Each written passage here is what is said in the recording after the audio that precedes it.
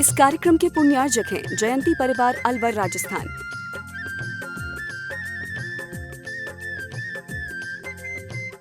अलवर की शान मध्य प्रदेश की आर्थिक राजधानी इंदौर के आचार्य श्री विद्यासागर सभागार से सायंकालीन टीवी चैनल का बहुचर्चित विश्वविख्यात शंका समाधान के कार्यक्रम में अपनी शंकाओं का समाधान गुरुमुख से प्राप्त करें। उसके पूर्व Paras channel, Janvani channel, Adinath channel और प्रमाणिक ऐप के माध्यम से जिस कार्यक्रम को घर में बैठ के देखो सुन रहे हैं और यहाँ पर उपस्थित समस्त श्रावक श्राविकाओं का धर्म प्रभावना समिति सकल जैन समाज इंदौर हार्दिक अभिनंदन स्वागत करता है।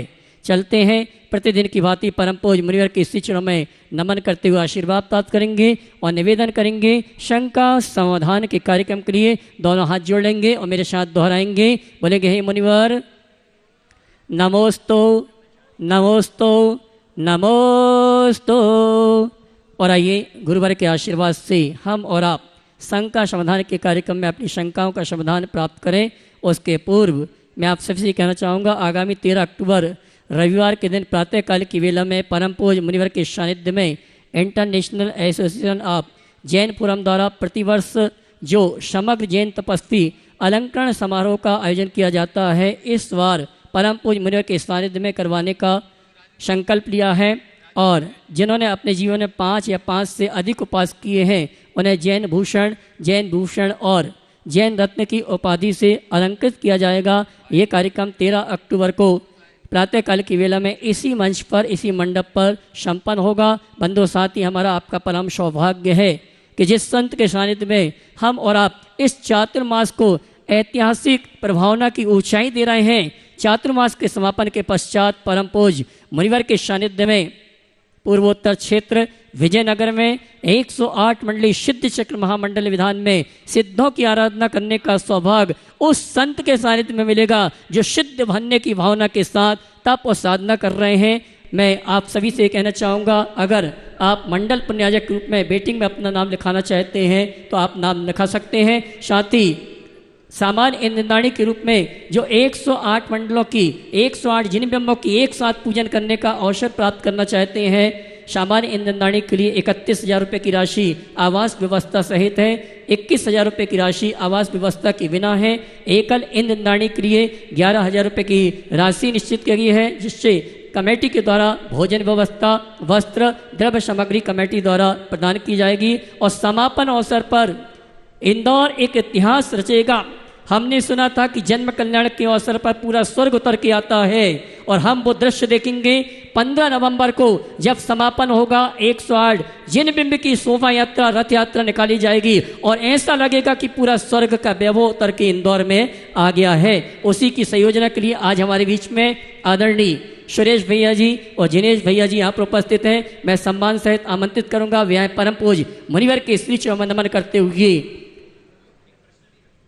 महोत्सव की संयोजना के लिए आशीर्वाद प्राप्त करें। आइए सुरेश भैया और जिनेश भैया जो पंचवलयती में अपनी तप साधना करते हुए पूर्वोत्तर क्षेत्र की जो समाज है उस समाज का प्रतिनिधित्व करते हैं, ऐसे सुरेश जी, जिनेश जी मलैया जोरदार ताली बजाकर इन दोनों भाइयों का सम्मान करें जिन्होंने पूर्वोत्तर क्षेत्र को बहुत ही अच्छे ढंग से संगठित किया है। एक प्रश्न के साथ शंका समाधान का कार्यक्रम ये प्रारंभ करेंगे और आगे के शंका समाधान के कार्यक्रम के संचालन की निवेदन करूंगा परम पूज्य मुनिवर संधान सागर जी महाराज से।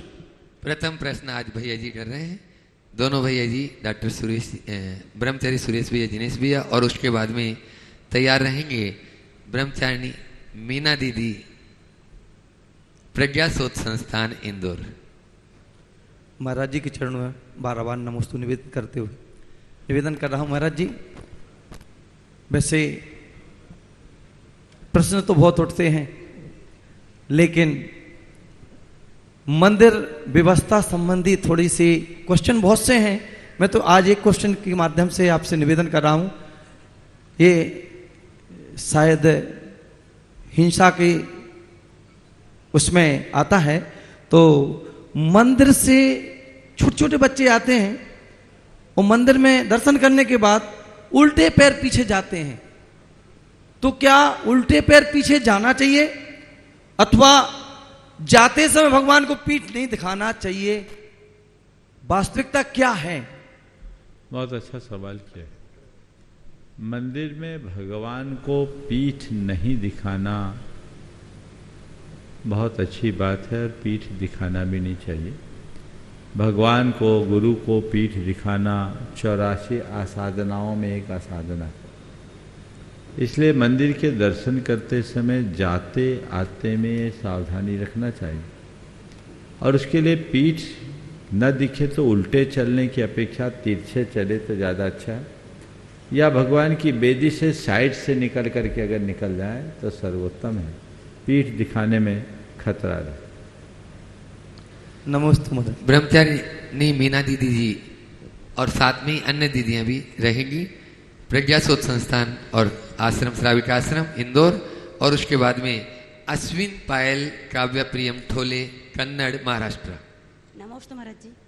महाराज जी, मंदिर की अलमारियों में शास्त्र विराजमान रहते हैं और उसमें ताला लगा रहता है। अब जो पढ़ना चाहते हैं वो पढ़ नहीं पाते क्योंकि ताला लगा है, तो क्या उसे ज्ञानवर्ण कर्म का बंद बंधेगा ताला लगाने वालों को? देखो, मंदिर जी में जो शास्त्र हैं वो किस लिए रखे गए? पहला सवाल तो ये। पढ़ने के लिए। पढ़ने के लिए रखे गए हैं तो पढ़ने के लिए सुलभ होना चाहिए।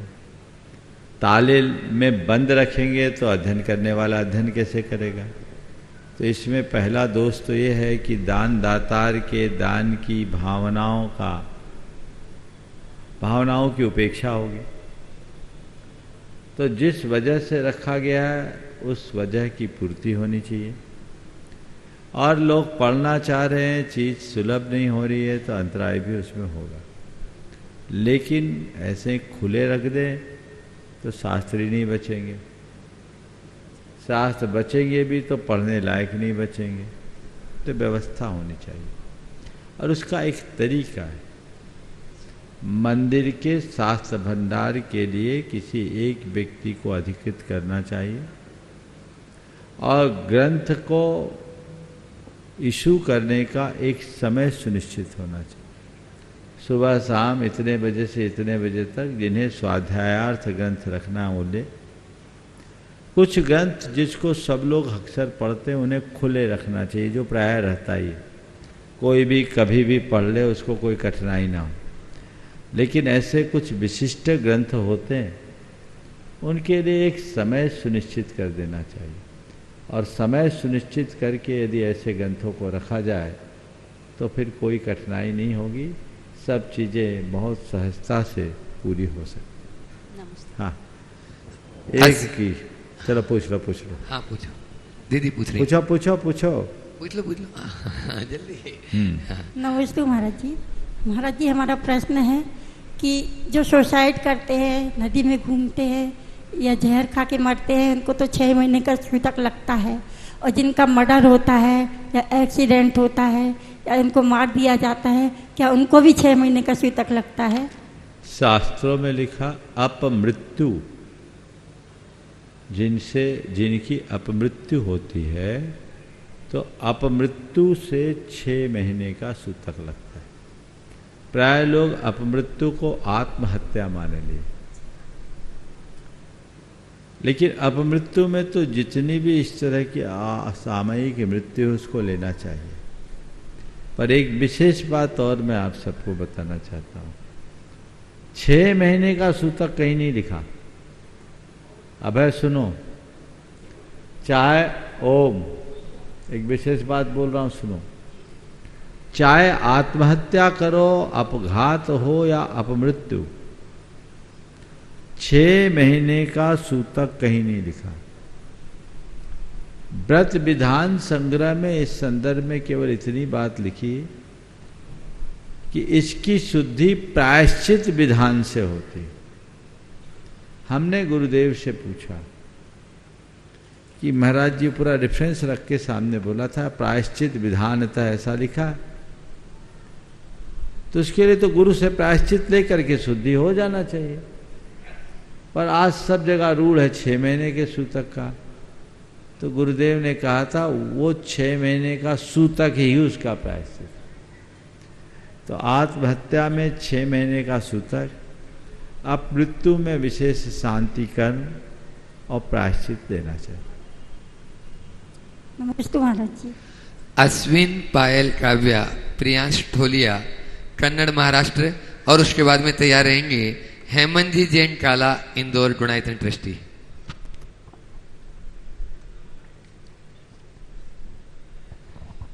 पहले से खड़े हो जाएं ताकि माइक वहां तक पहुंच जाए, समय को बीच में गैप न आए। नमोस्तु महाराज जी, नमोस्तु। वैसे तो जैसे भैया जी ने कहा सवालों की तो किताब है, पर उसमें से ही एक सवाल है आज की वक्तांबर क्लास से जुड़ा हुआ है। आपने आज बताया है गर्भ संस्कार का महत्व बताया, उसमें मेरा प्रश्न ये है कि क्या गर्भ के संस्कार बदले जा सकते हैं? पूर्व भाव के संस्कार ज्यादा प्रभावी है या गर्भ के संस्कार? और माता के जो परिणाम होते हैं वो गर्भस्थ शिशु से जुड़े, उनके कर्मों से जुड़े होते हैं या अपने संस्कार की वजह से शिशु का ये होता है परिणाम बदलते? बहुत अच्छा सवाल है। नमोस्तु।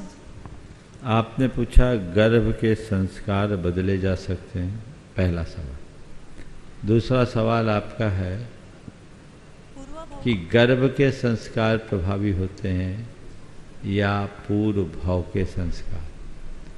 आपका तीसरा सवाल है कि माता पिता का संतान पर प्रभाव पड़ता है या संतान का माता पिता पर प्रभाव पड़ता है ना। बहुत अच्छा सवाल। देखिए, गर्भ के संस्कार मौलिक होते हैं, लेकिन कोई भी संस्कार हो संगति से प्रभावित हो जाते हैं। हमारे कितने भी अच्छे संस्कार हो, हम जैसे वातावरण में रहते हैं हम पर वैसा प्रभाव पड़ जाता है। तो मैं अक्सर कहता हूँ संगति संस्कार पर हावी हो जाती है, लेकिन एक विशेषता है, संस्कार धूमिल हो सकते हैं, नष्ट नहीं हो। वे राख से दबी अग्नि की तरह होती है। ऐसा लगता है कि आँच ही नहीं, लेकिन थोड़ी सी फूंक मारने भर की देर होती है, वो आँच अपने आप उभर आती है और उसकी चमक दमक प्रकट हो जाती है। पूर्व भाव के संस्कार गर्भ के संस्कार से ज़्यादा भारी होते हैं। आज मनोविज्ञान भी इस बात को कहता है कि मनुष्य के जीवन के निर्माण में वंशानुगत का सबसे महत्वपूर्ण स्थान होता है, फिर होता है इन्वायरमेंट। कर्म को तो वो लोग मानते नहीं, लेकिन वंशानुगत जो चला आ रहा है उसके बाद इन्वायरमेंट, ये दो चीज़ें बहुत गहरी होती हैं।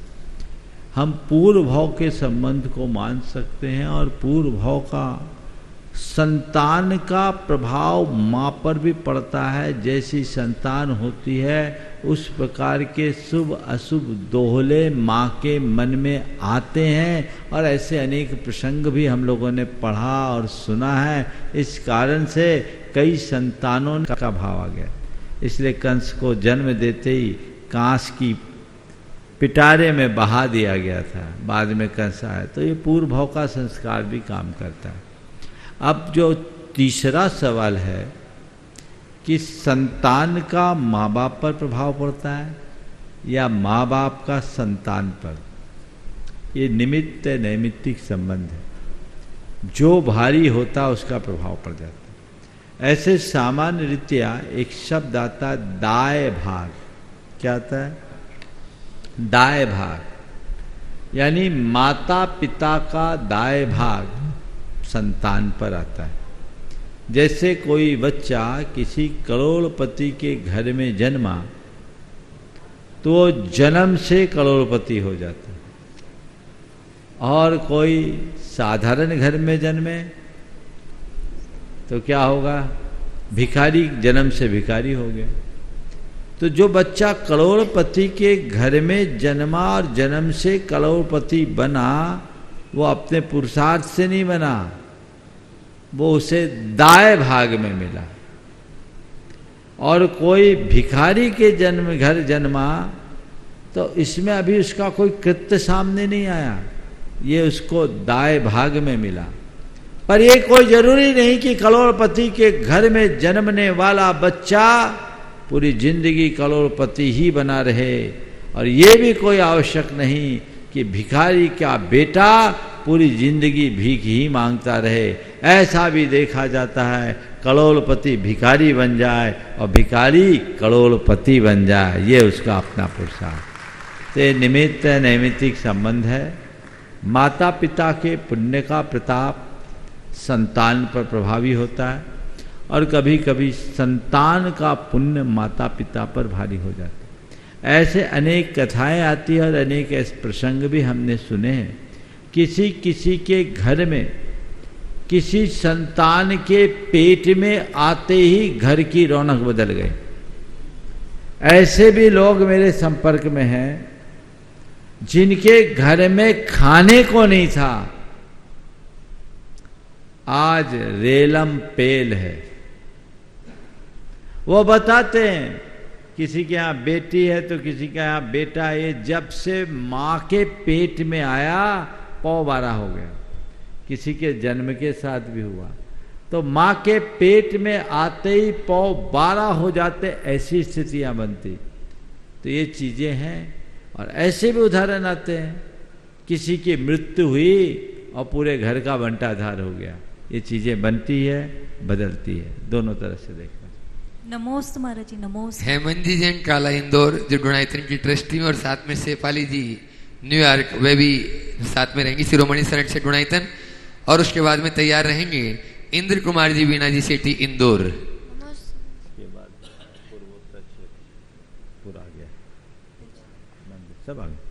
हे महाराज जी, नमोस्तु नमोस्तु नमोस्तु। इच्छामि इच्छामि इच्छामि। हे गुरुवर, धर्म को समझने में तर्कों की क्या सीमा होना चाहिए? अभी हम हमारी अज्ञानता व अल्प बुद्धिवश शास्त्रों में लिखी गई बातों को हमारे अधूरे ज्ञान की कसौटी पर कसते हैं और किसी भी नतीजे पर नहीं पहुंच पाते हैं। तो ऐसा क्या करें कि हम हमारे धर्म के प्रति पूर्ण स्वीकार करें और हनुमान बनकर अपना जीवन को सार्थक करें? धर्म के प्रति अपना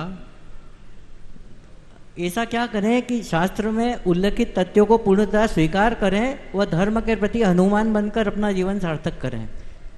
कुछ मत करो, अपना दिमाग एक तरफ रखो, बस काम हो जाए। जब हम दिमाग ज़्यादा चलाने लगते हैं तो चीज़ें हमसे छिटक जाए। जो बातें श्रद्धा से स्वीकारने योग्य है उसे सहज भाव से स्वीकार दे। तर्क या दिमाग वहीं चलाएं जहाँ ज़रूरत है। मुझे एक बात समझ में नहीं आती, दुनियादारी और फैशनबाजी की बातों में तो लोग कोई दिमाग नहीं लगाते।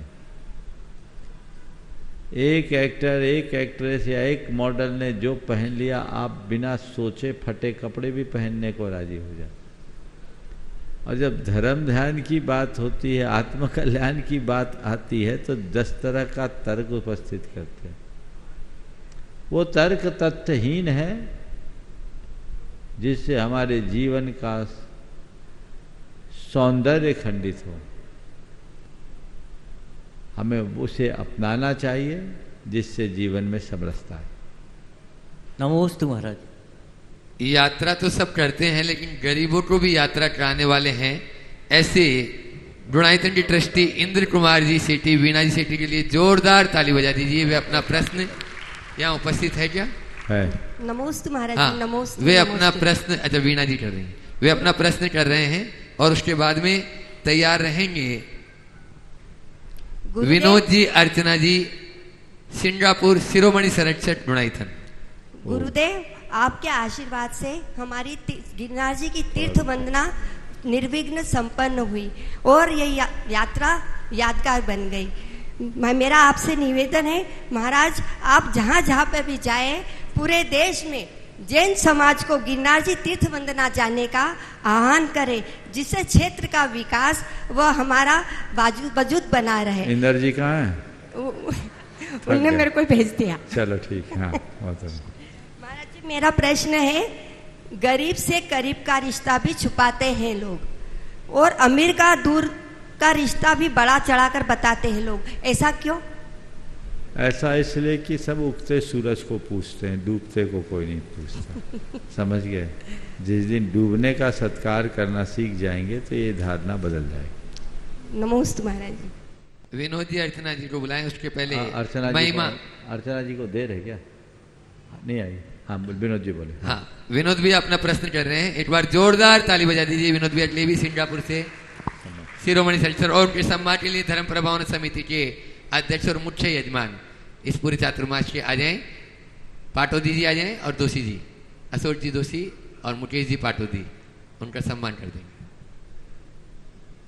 नमस्ते महाराज जी। और उसके बाद में तैयार रहेंगे महिमा अमन बंडा वाला परिवार। नमस्ते महाराज जी। नमस्ते महाराज जी। नमस्ते महाराज जी। महाराज जी आपके आशीर्वाद से सिंगापुर में धर्म की प्रभावना बहुत हो रही है और बहुत सारे लोग उसमें जुड़ रहे हैं और लगातार वहाँ पे लोगों की संख्या बढ़ती जा रही है। इसके लिए आपका बहुत बहुत दिल से कोटि कोटि धन्यवाद महाराज जी।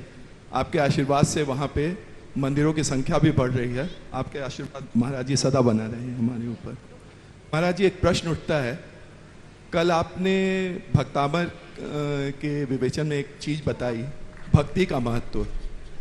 तो ये भक्ति का महत्व मेरे मन में हमेशा एक प्रश्न उठता है कि भक्ति स्वतः ही पैदा होती है या इसे जगाया भी जा सकता है।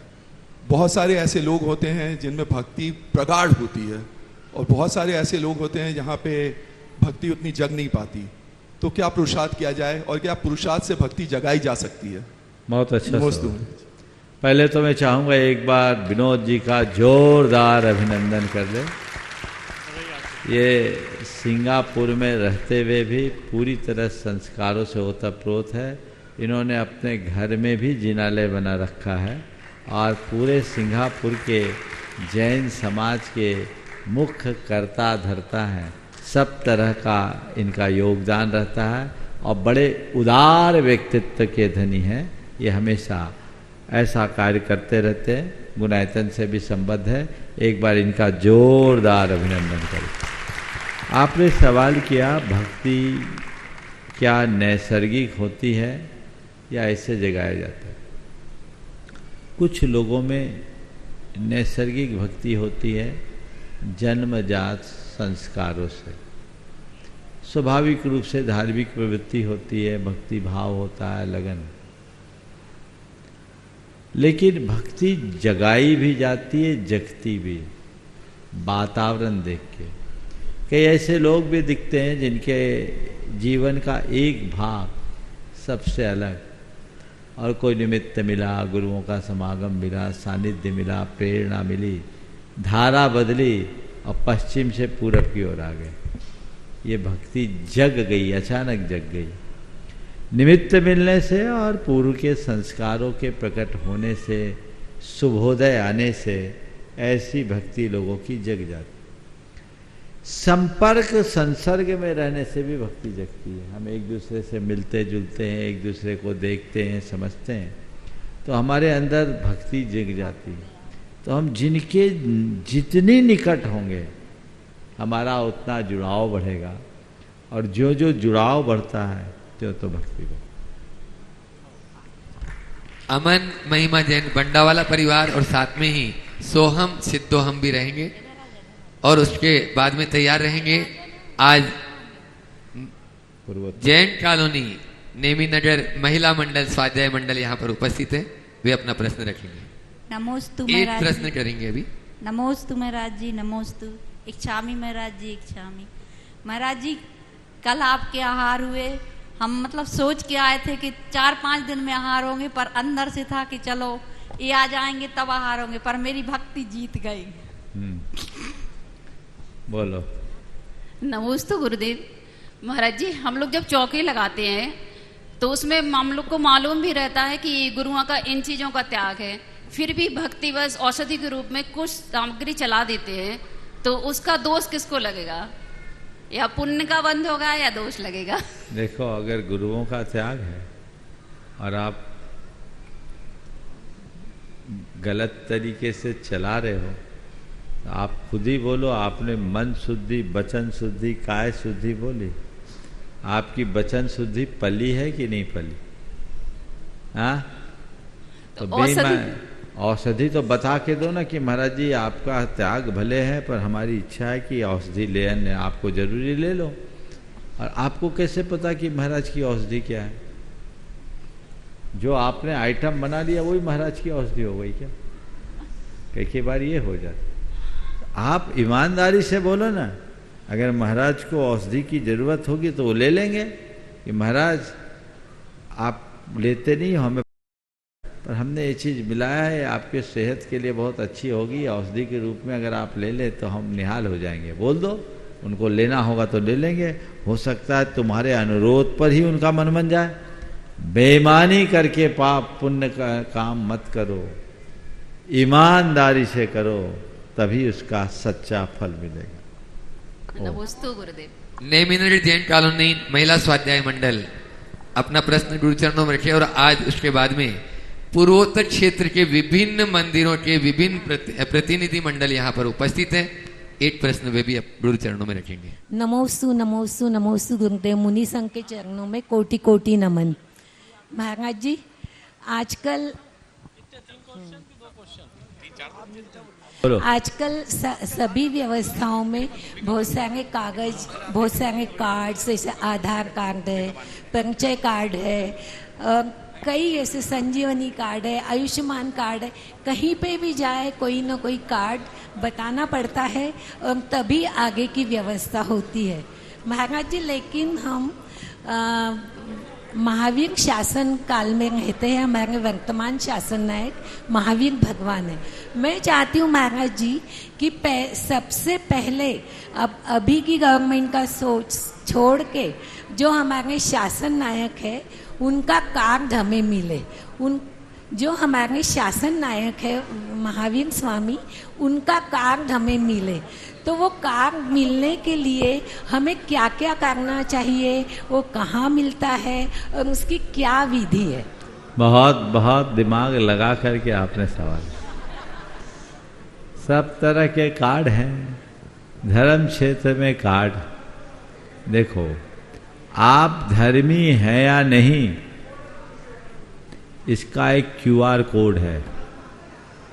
ये भी बार कोड से जुड़ा हुआ है।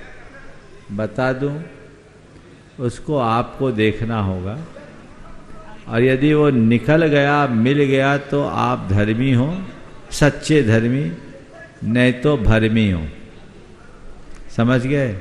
धर्मी और भरमी में अंतर समझो। और वो कार्ड क्या है, उसका कोड क्या है? सम्यक दर्शन। सम्यक दर्शन मिल गया तो तुम पक्के धर्मी हो, और सम्यक विहीन हो तो अभी भरमी हो। तो हमारा प्रयत्न है अपने भीतर के मोह मिथ्यात्व को विनष्ट करने का होना चाहिए। मोह और मिथ्यात्व के विनष्ट होने पर ही हमारे हृदय में सच्चे धर्म का अंकुरन होता है। समझ गए? ये कार्ड है। क्या कार्ड है? आचार्य श्री ने एक बहुत अच्छा हाइकू लिखा। श्वेत पत्र पे श्वेत स्याही से जो लिखा उसे पढ़ो, सो पढ़ो। श्वेत पत्र पे श्वेत स्याही से जो लिखा, जो लिखा सो पढ़ो। क्या लिखा है? ये कोड है, सम्यक दर्शन। समझ गए? तो बनाया है हमारे भगवान ने, बहुत पहले बना दिया।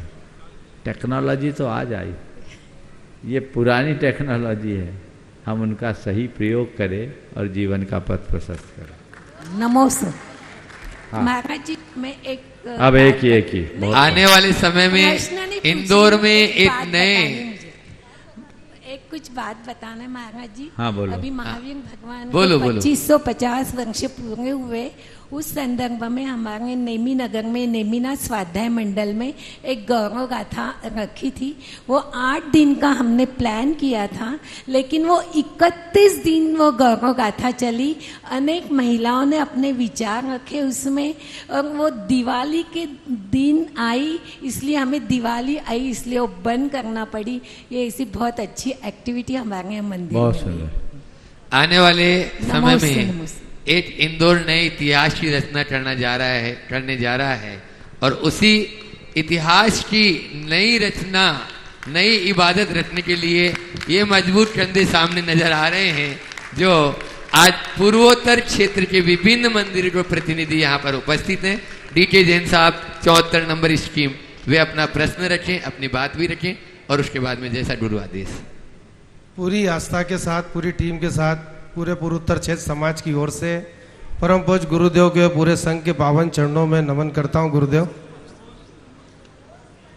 हम सब गौरवान्वित है, पूरा इंदौर गौरवान्वित है, पूरा प्रदेश गौरवान्वित है, पूरा देश गौरवान्वित है गुरुदेव कि एक ऐसी आयोजन जिसको देखने के लिए पूरा देश, पूरा प्रदेश, पूरा इंदौर लल्लाए थे कि एक श्री चक्र महामंडल विधान जिसके अंदर 108 कुंडलिक विधान होने जा रहा है। और गुरुदेव पूर्वोत्तर क्षेत्र में तो बच्चा बच्चा इसमें शामिल होगा गुरुदेव। अभी भैया जी ने बहुत अच्छी तरह से, अभय भैया जी ने, हमारे जिनेश भैया, सुरेश भैया जी ने बहुत अच्छे से इसकी भूमिका हमें बताई। आपके मुखारबिंद से प्रतिदिन हमको ये प्राप्त हो रही है कि ये होगा कार्यक्रम। लेकिन गुरुदेव हम आपको आश्वस्त करते हैं कि पूर्वोत्तर क्षेत्र पूरी तरह से तन मन और धन से, गुरुदेव आज इंदौर के अंदर जो पूरे कार्यक्रम इंदौर में होते हैं उसका 90% संचालन पूर्वोत्तर क्षेत्र से होता है गुरुदेव। सारे उद्योगपति से लेके सारे दानदाता, समाज श्रेष्ठी, धर्म प्रावक लोग सारे पूर्वोत्तर क्षेत्र में, बुंदेलखंड पूरे पूर्वोत्तर क्षेत्र में बसा हुआ गुरुदेव। मैं इस अवसर पे एक बात कहना चाहता हूं भैया जी आपसे भी कि भैया जी जो आपने भूमिका बताई कि 108 रथ, 108 बैंड और संपूर्ण समाज, तो भैया जी मेरा निवेदन है कि 20,000 परिवार रहते हैं उस पूरे पूर्वोत्तर क्षेत्र के 28 जिनालों के आसपास, और उसके बाद 28 जिनाला इधर पटरी के इस साइड, तो 56 जिनाला ऐसे हैं गुरुदेव जिसमें कहीं 700 लोग जुड़े हुए हैं, 700 परिवार, कहीं 500, कहीं 1500, कहीं 1200। तो गुरुदेव मैं चाहता हूं कि जो 15 तारीख का समापन का कार्यक्रम हो, वो 15 तारीख का कार्यक्रम विजयनगर चौराहे से विशाल शोभा यात्रा चले, एलआईजी चौराहे आए, एलआईजी चौराहे से निकलकर वो सीधा परदेसीपुरा पे जाए, वहां का जो मैदान है उस पे जाके समाप्त हो, वहां आपका आशीर्वचन हो गुरुदेव, संपूर्ण समाज का भोजन हो। और गुरुदेव उसमें हम कोशिश करेंगे, मेरी और नवीन भाई से बातचीत हुई है कि इसका समापन का जो समापन समारोह हो वो माननीय मध्य प्रदेश के राज्यपाल महोदय के कर कमलों से हो और यहाँ के समस्त विधायक, सांसद और मंत्रीगणों के कर कमलों से हो गुरुदेव। नमस्ते गुरुदेव। देखिए, पहले तो मैं चाहूँगा इन सभी का एक बार जोरदार अभिनंदन कर दूं। मुझे ये सुनकर बहुत प्रसन्नता है कि 54 मंदिर केवल पूर्वोत्तर क्षेत्र में हैं और बड़ी तादाद वहाँ हमारे समाज की है। ये बहुत अच्छी बात, और आप लोगों का उत्साह भी अच्छे से परिलक्षित हो रहा है। सबसे पहले तो मैं आप लोगों के माध्यम से पूरे इंदौर वासियों को एक संदेश देना चाहूँगा कि तुम्हारे लिए बड़ा अवसर आया है, बस लाभ उठाना है। आपने कभी सोचा नहीं होगा कि 108 मंडली विधान होगा। 108 मंडली विधान होगा तो उसके बाद 108 रथ यात्रा होगी, और 108 रथ की यात्रा भी हो भी गई तो हमारे विजयनगर क्षेत्र में होगी, पूर्वोत्तर क्षेत्र में होगी। ऐसा तो आप लोगों ने कभी कल्पना भी नहीं की होगी। लेकिन ये आप सबका प्रबल पुण्योदय है, योग मिला है, तो प्रयोग आप सबको करना है। पूरे इंदौर की संपूर्ण समाज को 7 नवंबर से लेकर 17 नवंबर तक अपने सारे कार्यक्रमों को स्थगित करके इस कार्यक्रम में जुड़ जाने की जरूरत है। वे सब लोग अभागे होंगे जो इस अपूर्व अवसर का लाभ उठाने से वंचित होंगे। तो ये अपूर्व अवसर आया है, इसका सभी को अच्छे से लाभ उठाना है। विधान मंडल पूरे हो गए, मुझे जानकारी दी गई और लोगों को बिठाने की जो व्यवस्था थी पंडाल के एक्सपांशन के बाद भी लगभग पूर्ति होने वाली है। शायद एक आध दिन बाद उसके लिए भी जगह नहीं मिले, लेकिन हम किसी न किसी रूप में उससे अपने आप को जोड़े, तन से, मन से, धन से। और इस विधान में इंदौर ही नहीं, संपूर्ण देश, और देश नहीं भारत की सीमा से बाहर से भी ये सैफाली विधान के लिए आई भी, और कई लोग यहां इसीलिए आए कि हमें इस विधान में अपनी सहभागिता देनी है, और चैनल के माध्यम से तो पूरा देश इसको देखेगा ही, वो लाभ लेगा। तो सब लोग अपने अपने हिसाब से लाभ ले और इस रथ यात्रा को इतना भव्याति भव्य स्वरूप प्रदान करे जो लोगों के लिए न भूतो न भविष्यति वाली बात को चरितार्थ करे। उसमें आप सबका उल्लास होना चाहिए, उत्साह दिखना चाहिए, और उसके विषय में जो हमें समय पर कहना होगा मार्गदर्शन देंगे। पर मुझे बेहद प्रसन्नता है कि आपकी पूरी टीम बहुत तत्परता से लगी है, और पूर्वोत्तर में ब्रह्मचारी सुरेश और दिनेश मलैया का भी आप लोगों को हमेशा संबल और मार्गदर्शन मिलता रहता है। तो एक बहुत अच्छी बात है। आप सब इसी उत्साह के साथ करते रहें और इसे एक मिसाल के रूप में प्रस्तुत करें। आपने जो शोभा यात्रा के लिए प्रस्ताव रखा है उस पर सब बैठ कर के विचार कर ले, जो पूर्वापर दृष्टि से सर्वोत्तम हो, हमें वही काम करना। गुरु जी के चरणों में नमोस्तु। गुरु जी एक छोटा सा हम सबको आशीर्वाद चाहिए।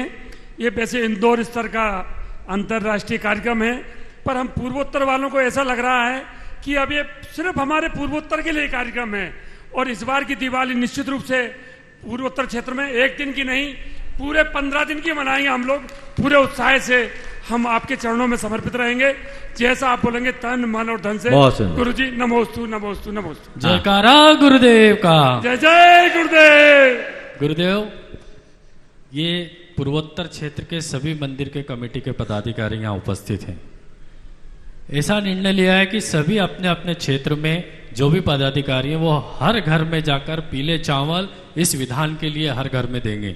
ऐसा हमने सबने मिलकर आज ये निर्णय लिया है। बहुत सुंदर। और इस कार्यक्रम के लिए गुरुदेव जिनके यहाँ भी सगाई है या शादी का, या हम जैसे कि मैं खुद हूँ, हमारे यहाँ एक बेटी का प्रोग्राम था, हमने उसको आगे बढ़ा दिया, क्योंकि जो ये कार्यक्रम था ये कभी ऐसा हमने शायद देखा नहीं हो। और इस तरह का जो कार्यक्रम आज आपके सानिध्य में होना है, ये भूतो न भविष्य इस तरह का होगा। इस मंच के और आपके सम्मुख के विश्वास दिलाता हूं कि ये बहुत ही अच्छा कार्यक्रम होगा, और अमेरिका से, पूरे इंदौर शहर से और संपूर्ण भारतवर्ष से यहाँ लोग उपस्थित होकर इस कार्यक्रम को लाभ लेंगे और अपने जीवन को उत्साह और उमंग के साथ बढ़ाएंगे। बहुत सुंदर। चलो हो गया, कोटा पूरा, अब हो गया। बैठ जाओ बस, फिर करना। और अब मैं आज अपने इस सत्र में चलो 2 लाइन बोल। जो पूर्वोत्तर क्षेत्र है, ईशान कोण में स्थित है, और उसका जो लाभ है वो जो धर्म गंगा बहेगी शिव चक्र मंडल विधान की, वो सबसे अच्छी कहेगी। ईशान कोण में जो भी कार्य होता है वो निर्विघ्न संपन्न होता है और अच्छे से अच्छा होगा। ये आपका आशीर्वाद चाहिए गुरुदेव। गुरुदेव आपका आशीर्वाद है, हमें कोई प्रकार की कमी नहीं है। पूरा पूर्वोत्तर क्षेत्र आपके साथ। उत्साह में अब ज्यादा नहीं, अब काम करो, बोलो नहीं। चलो। और अब मैं आज अपने इस शंका समाधान के सत्र में यहाँ पर उपस्थित हैं उनको बुला रहा हूं इन 2 पंक्तियों के माध्यम से कि पावन हजारीबाग की धरती हुई निहाल, माँ सोहनी जी के लाल तूने कर दिया कमाल। ये जो बैठे हैं ना सूरज, अभी भट्टावर में बताया था कि वो सूरज तो फिर भी डूब जाता है, लेकिन ये डूबता नहीं, ये सबको तिरा रहा है और रात और दिन प्रकाशमान है। ऐसे पूज्य श्री जी के गृहस्थ अवस्था से आज अपने बीच में तो 2 लाइनें हैं कि पावन हजारी बाग की धरती हुई निहाल, माँ सोहनी जी के लाल तूने कर दिया कमाल। आचार्य विद्या सिंधु का ये शिष्य बेमिसाल, माँ सोहनी जी के लाल तूने कर दिया कमाल। ऐसे उन माँ सोहनी, आज भट्टामर में भी वही छंद आया और एक ही छंद हो पाया, हालांकि उस पर भी और विस्तार से महाराज जी, समय कम था तो इसलिए कम बोल पाए कि सो नारी सो सुट्रो सो जन रहती, हाँ सो ठोर, तो ऐसे सुट्रो जनने वाली। तो आज एक सूरज यहाँ हैं और इनके ही अनुज गृहस्थ अवस्था के अरविंद भैया, बिंदु भैया, जोरदार तालियां। जब तक वो यहाँ आए तब तक आपकी तालियां बजती रहनी चाहिए। अरविंद, बिंदु भैया, उनके सम्मान के लिए अशोक जी दोषी, नवीन जी गोदा वे आएंगे और हमारे बिंदु भैया का सम्मान करेंगे। आपकी तालियों में कमी न रहे। और पायल सेठी हजारीबाग, उनका सम्मान करेगी रानी जी दोषी। लपती सेठी हजारीबाग, उनका सम्मान करेगी छवि दोषी। और वीरेंद्र जी बोहरा, आपको बता दें कि सोहनी माँ के लाल, लाल ही नहीं, उनकी बिटिया भी आई है और वो है नीतू दीदी बहन, जो पूज्य श्री जी की गृहस्थ अवस्था की छोटी बहन है। नीतू दीदी, उनका सम्मान करेंगे रजनी गोदा। और वीरेंद्र जी बोहरा, उनका सम्मान हर्ष जी और जैन और आनंद जी गोदा। और मनु, उनकी बिटिया बोहरा नागपुर से, उनका सम्मान करेंगे छवि दोषी। आ जाए सभी, ताली तो बजाइए आप लोगों की तालियां। अब हमें भैया बंधु अरविंद जी, पायल जी और लब्धि, जो कि परम पूज्य मुनि श्री प्रमाण सागर जी महाराज की ग्रस्त अवस्था के भ्राता हैं, आज हमारे बीच उपस्थित हैं। मैं चाहूँगा जोरदार ताली बजाकर इनका सम्मान करें। गुणायतन ट्रस्टी हैं और इनकी विशेषता ये सभी साधु संतों के प्रति समर्पित हैं और मुनिवर का जैसा संकेत होता है मोक्ष मार्ग बढ़ने के लिए हमेशा तत्पर रहते हैं। इसी क्रम में मैं आमंत्रित करूंगा हमारी परम पूज्य मुनि श्री प्रमाण सागर जी महाराज की बहन और बहनोई और भांजे ग्रस्त अवस्था के श्रीमान वीरेन जी, नीतू जी, मनु जी बोहरा नागपुर, ये आए हमारी महोत्सव कमेटी का सम्मान स्वीकार करें। जोरदार ताली बजाकर इस परिवार का सम्मान करें और इनके सम्मान की आवाज दी है। और प्रश्न कर रहे हैं लब्धि सेठी हजारीबाग और उसके बाद में तैयार रहेंगी मीनू जी, मनु जी बोहरा नागपुर, नवीन जी, हर्ष जी, सभी आ जाए। प्रश्न कर ले, यहीं आ जाए, लब्धि भी यहीं आ जाए। और पूरे क्षेत्रों के मंदिर की व्यवस्था में जिनकी संयोजना है हमारे जिनेश भैया और साथ में पवन जी, ये भी आ जाए इस परिवार का सम्मान करने के लिए।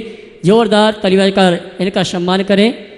पूरे मंदिर की बैठक व्यवस्था में जिनका भूतपूर्व सहयोग है भाई जिनेश जी और पवन जी, आ जावे और इनके लिए भी जोरदार ताली बजावे।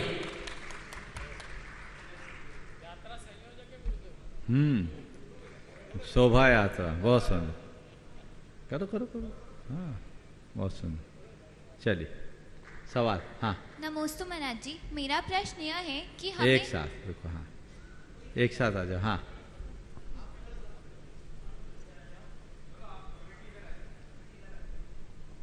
बोलो। नमोस्तु महाराज जी, मेरा प्रश्न यह है कि हमें किससे, कितनी, कैसे और किस तरह से बात करनी चाहिए। बहुत अच्छा सवाल है। किससे, कैसे, कितनी और किस तरह की बात करनी चाहिए। देखो, हर किसी से बात नहीं करनी चाहिए, उसी से बात करनी चाहिए जो बात करने लायक हो। समझ गए? बात करने लायक कौन? जिससे हमें सकारात्मक प्रेरणा मिले, जो हमें मार्गदर्शन दे, जिसका जीवन अच्छा हो और जो हमें अच्छी प्रेरणा दे, अथवा जिससे हमारा अपना कोई प्रयोजन हो, हमें उससे ही बात करनी चाहिए। कितनी बात करनी चाहिए? जितनी जरूरत है उतनी ही बात करनी चाहिए। अनावश्यक बात नहीं करना चाहिए। टू द पॉइंट बात करो, प्रयोजन की बात करो, काम की बात करो, फालतू की बातों से बचे। और किस तरह की बात करनी चाहिए? वही बात और वैसी ही बात करनी चाहिए जैसी बातों से कोई सार हो और सार्थकता हो। जो बातें सब लोगों के सामने की जा सके वैसी ही बातें करनी चाहिए। अश्लील, अभद्र, उच्छृंखल, भंड वचनों का प्रयोग नहीं होना चाहिए। अमर्यादित शब्दों का प्रयोग नहीं होना चाहिए। जो सभ्य और शिष्ट जनों के मध्य करने लायक बातें हैं, केवल और केवल वैसी बात करो। व्यर्थ की बातों से बचेंगे तो हमारे जीवन का पथ प्रशस्त होगा और हम अपने जीवन को आगे बढ़ा सकेंगे। ठीक है? हाँ। मनु बोहरा, नागपुर। नमोस्तु महाराज जी। महाराज जी, अगर ज़्यादातर ये मैंने पढ़ा है कि it all depends on how you see things. तो अगर हमारा किसी से नज़रिया मैच नहीं कर रहा और सामने वाले is not ready to agree to disagree, तो क्या करें ऐसी सिचुएशन में? दो ही उपाय है। या तो हम अपना नजरिया बदलते तो मैच होने लगेगा। सामने वाला का नजरिया हमसे मैच नहीं हो रहा है तो हम तो अपना नजरिया मैच करा सकते हैं। गांधी जी कहा करते थे, अब मैं अपने विरोधियों को भी अपना मित्र मानने लगा हूं क्योंकि मुझे उन जैसी दृष्टि प्राप्त हो गई। तो सामने वाले को बदल पाना बहुत कठिन है, लेकिन हम खुद को बहुत आसानी से बदल सकते हैं। इसलिए हम अपना नजरिया बदलने की कोशिश करें, अपने दृष्टिकोण को बदलने की कोशिश करें, जीवन बेहतर। नमोस्तु महाराज। और मैं आमंत्रित करूंगा गुणायतन के विशेष सहयोगी आरसी जैन साहब, रंजना जी एमपीवी जिलाधिकारी, सुपरिटेंडेंट इंजीनियर मंदसौर वे आएंगे। परम पूज्य मुनिवर के इसी चरणों में नमन करते हुए आशीर्वाद प्राप्त करेंगे और उनके सम्मान के लिए आवाज़ दूंगा। अशोक जी शास्त्री और हेमंत जी काला किया जाए। सम्माननीय आई साहब आरसी जैन साहब का धर्म प्रवाहन समिति की ओर सम्मान करें। इसी क्रम में गुणायतन ट्रस्टी रजनीश जी ललितपुर, अखिलेश जी गदियाने परिवार से हमारी उपस्थित हैं, उनके सम्मान की आवाज़ दूंगा। राहुल जी स्पोर्ट्स और नीरज जी एडवोकेट तिलक कॉलोनी। राहुल जी स्पोर्ट्स और नीरज जी एडवोकेट ये आएंगे। सम्माननीय गुणायतन ट्रस्टी रजनीश जी ललितपुर जो कि अखिलेश जी गदियाना परिवार के पुत्र हैं। हाँ जल्दी करो, बोलो। हाँ हाँ ठीक, चलो सवाल करो। हो गया? अपने बीच में डॉक्टर संगीता दिलीप मेहता, प्राध्यापक है, प्राध्यापक, हाँ, विभागाध्यक्ष संस्कृत कॉलेज इंदौर। इनका यदि प्रश्न बदल जाए तो अच्छा है, फिर भी आप करें, प्राकृत भाषा पर कल वो अपना संदेश दे दो जो उनको देना करें। और उसके बाद में तैयार रहेंगे आज अपने बीच में डॉक्टर सोनल जी शास्त्री, हाँ दिल्ली। एक मिनट, कुछ बोलना चाह रहे हैं? अबे भैया कुछ बोलना। इस संगीता जी अपना प्रश्न रखें, उसके पूर्व में आमंत्रित करूंगा अतुल जी और नीना जी पहाड़िया वे आए। परम पूज्य मुनिवर के इसी चरण में नमन करते हुए गुरु वंदना का स्वभाव प्राप्त करें। श्रीमान पहाड़िया जी आजाब में। सत्संग विराजमान मुनि श्री प्रमाण सागर जी महाराज जी के चरणों में त्रिवार मैं नमोस्तु अर्पित करती हूँ। नमोस्तु नमोस्तु। अत्यंत हर्ष और गौरव का विषय है कि प्राकृत भाषा को शास्त्रीय भाषाओं की सूची में शामिल कर लिया गया है।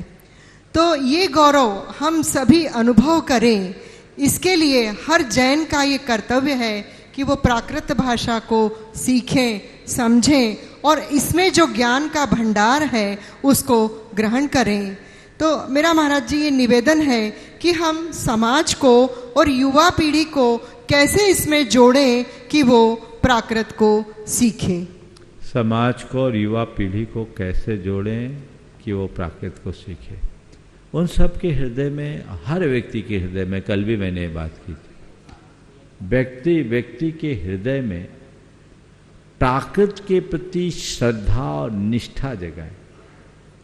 एक बात अपने मन में बिठा दें कि जब तक भाषा है तभी तक संस्कृति है। तो यदि हम अपनी संस्कृति की रक्षा करना चाहते हैं तो भाषा को सुरक्षित करना होगा, और भाषा तभी सुरक्षित होगी जब हम उसका परिज्ञान रखेंगे और उसे आगे बढ़ाने की कोशिश करेंगे। तो भाषा विज्ञान को आगे बढ़ाने की कोशिश करें, भाषा के प्रवाह को आगे बढ़ाने का प्रयत्न करें, तभी रास्ता प्रशस्त हो। मेरा निवेदन है महाराज जी की भाषा को और संस्कृति को आगे बढ़ाने के लिए हमने अभी श्रवण बेलगोला का पाठ्यक्रम कुंद कुंद ज्ञानपीठ के केंद्र से कल इसकी पूरी चर्चा हो गई, बहुत विस्तार से। डॉक्टर नीरज ने इसको रखा था, बहुत सुन। ठीक, चलिए। अपने बीच में रजनीश जी जैन गुणायतन ट्रस्टी ललितपुर से, वे अपना प्रश्न गुरु चरणों में रखेंगे और उसके बाद में तैयार रहेंगे महेंद्र जी जैन पत्रकार इंदौर। ओ बोलो। जिनका नाम बोला थोड़ा सी ठीक। हाँ नहीं, सवाल नहीं, आगे बोलिए। महेंद्र पत्रकार, महेंद्र जी जैन पत्रकार यहाँ पर उपस्थित हो तो वे अपना। अभी तक तो ऑनलाइन ही आते थे, इंदौर में पहली बार आया लगता है। महाराज जी, मैं क्षमा के साथ प्रार्थना करना चाहूँगा कि विगत 13 अगस्त को मेरे साथ वेदी पर, वर्षों से मैं वेदी पर अभिषेक प्रक्षाल क्रिया करता हूँ। एक आखिरी बार मैं आपके दर्शन करने आया था, उस दिन प्रश्न रखा था, शिखर जी के यात्रियों को लेके आया था। चूंकि विषय आपने निकाला है तो बताना मुझे आवश्यक है, क्योंकि आप हमारे गुरु हैं। तो 13 अगस्त को महाराज जी मेरे ऊपर 8x5 का बड़ा ग्लास मेरे सिर पर गिरा, लेकिन परम पूज्य आचार्य भगवान विद्यासागर जी, आप जैसे गुरुओं की कृपा से सिर पर खरोच भी नहीं आई, लेकिन फिर भी चूंकि 8x5 का ग्लास वेदी का गिरा तो पूरे कांच के टुकड़े पीछे घुस गए और हाथ की नस कट गई। तो महाराज जी इस कारण से थोड़ा सा मैं आने। ठीक, चलो आप तो सलामत हो ना। बिल्कुल, चलो सब आपके आशीर्वाद। एक बार महेंद्र पत्रकार का जोरदार अभिनंदन कर दें। ये हमारे ऑनलाइन प्रश्नों के लगभग स्थायी स्तंभ रहे हैं। खासकर कोविड के दौर में प्राय हर चौथे दिन इनका सवाल आया है और बहुत अच्छे सवाल रहते थे। पूछो सवाल। हाँ, पूज्य मुनिद्वय के चरणों में त्रिकाल बार नमोस्तु। अच्छा पूज्यवर, आज प्रतिभाशाली भारतीय युवाओं के अवसाद को लेकर मेरी शंका है। पूज्यवर, भारतीय संस्कृति है सीखो, कमाओ और जियो। इसके विपरीत पाश्चात्य संस्कृति है सीखो और कमाओ। आज की स्थिति में अधिकतर भारतीय युवा MNC यानी मल्टीनेशनल कंपनियों में कार्य कर रहे हैं, और कोरोना काल के बाद से ऐसी विसंगति आई, उस समय भारतीय युवाओं को लगा कि हमें एक अच्छा अवसर मिला और पूरे वर्ल्ड में MNC ने वर्क फ्रॉम होम का कंसेप्ट शुरू किया। उस समय भारतीय युवाओं को और सभी युवाओं को ऐसा लगा कि एक अच्छा अवसर मिला घर पर परिवार के साथ रहते हुए काम करने का। शुरू के 2-3 वर्ष सभी को अच्छा लगा, लेकिन आज परिस्थितियां बदल गई हैं। आज सभी बड़ी कंपनियों ने अपने सेटअप बंद करके वर्क फ्रॉम होम शुरू कर दिया, और परमानेंट वर्क फ्रॉम होम शुरू करते हुए सभी भारतीय युवाओं को अवसाद में डाल दिया। जहां पहले 8 से 10 घंटे की जॉब होती थी, अब वो जॉब 24 घंटे की हो गई, और जितने भी हमारे प्रतिभाशाली भारतीय युवा हैं वो सब अवसाद में जीवन जी रहे हैं। वो चाहते हुए भी धर्म, समाज और परिवार को समय नहीं दे रहे हैं। इसी कारण से घरों में टूटन हो रही है। महाराज जी, इस अवसाद से हमारे प्रतिभाशाली युवा कैसे बचें, कृपया मार्गदर्शन। नमोस्तु। देखिए, अवसाद से अपने आप बच जाएंगे यदि हम सही अवसर को पहचानना और सही अवसर को तलाशना शुरू कर दें। ये बात सही है कि वर्क फ्रॉम होम एक अवसर था, लेकिन वही आज एक बड़ी समस्या का कारण बन रहा है। पर सबसे पहले मैं हम अपने देश के और समाज के होनहार युवाओं से कहना चाहते हैं, नौकरी पर ही निर्भरता क्यों? हमारे पास और भी तो अवसर है। नौकरी करना है तो उतनी करो जितने में सुकून से जी सके। नौकरी इस तरह से मत करो कि हमें आदमी की जगह मशीन बनना पड़े। अगर ऐसी स्थिति तो लात मारो, दूसरा अवसर तलाशो, तीसरा तलाशो, चौथा तलाशो।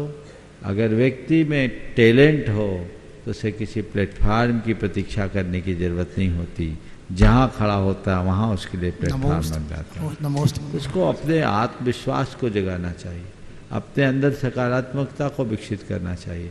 आपने जो कहा, कई लोगों ने इसी से व्यथित होकर अपनी अच्छी अच्छी कंपनियों की जॉब छोड़ी है और अपना अच्छा व्यवसाय किया और आज बहुत सफल भी है। तो चीज़ें हो सकती है, ऐसा कुछ भी नहीं है। सोच समझकर काम करना चाहिए और उसी अनुरूप अपना संपूर्ण व्यवहार करना चाहिए। समय हो गया, यहीं पर विराम। बोलिए परम पूज आचार्य गुरुवर श्री विद्यासागर जी महाराज। बोले परम पूज मुनि प्रमाण सागर जी महाराज की जय। आइए सायंकालीन